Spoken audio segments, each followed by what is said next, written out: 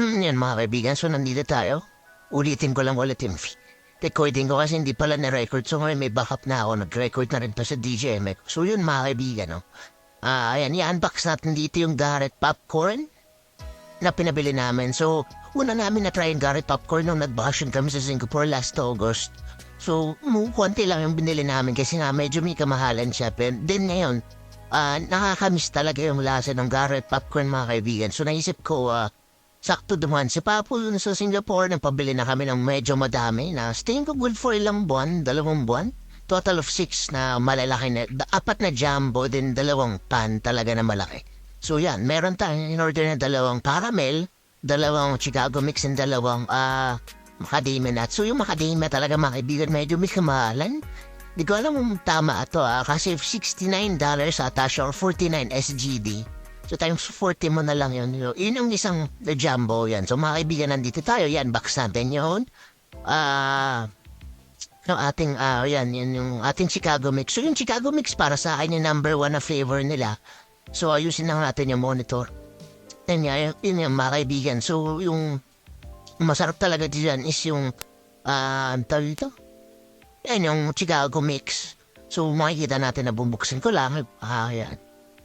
So, kung gusto niyo pumunta ng Singapore, bumili ng popcorn, ang suggested namin talaga yung Garrett. May kamahalan siya, pero worth it naman siya sa every bite mo talagang. Yung nuts, yung syrup ng caramel, talagang sobrang solid mga kaibigan. Hindi ka magsisisi na kumain ka niyan. Yun nga lang, baka, siyempre, pag nakatikim ko yan, pag kinampere mo sa ibang flavor ng, tagita na ibang mga popcorn, medyo, baka magbago pa ang lasa mo. Pero yun nga, tingin ko depende na lang din. Pero sobrang sarap niya para sa amin. So yung Chicago Mix, may cheese siya. Then yung yun nga, cheese siya, Chicago Mix, cheese siya, and yung may caramel. So naglalaban dun yung alat at yung tamis. So pag kinaya mo yung dalawa, ang sarap, parang sumasabog yung bibig mo dun mga kaibigan. Ayun, sobrang sulit na ito. Talagang legit tong Chicago Mix. So dito sa video na to nawala kasi yung audio ko. So kailangan kong mag-recording ngayon. Ayan, so sana maganda to. So pangalawang record ko na to mga kaibigan. So edit ko na lang to. And so, pero sobrang sarap yan mga kaibigan. Pagpasensya niyo na mukha ko dyan, mukhang wala pang tulog. May hibags. Pero ayan, sobrang sarap talaga mga kaibigan yan.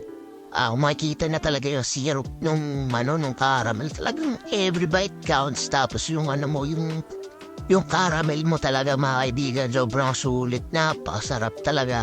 So ayun lang mga kaibigan, kung meron din sa airport ng Singapore, sa Hong Kong ata, wala ata sa airport, so ano pa ba?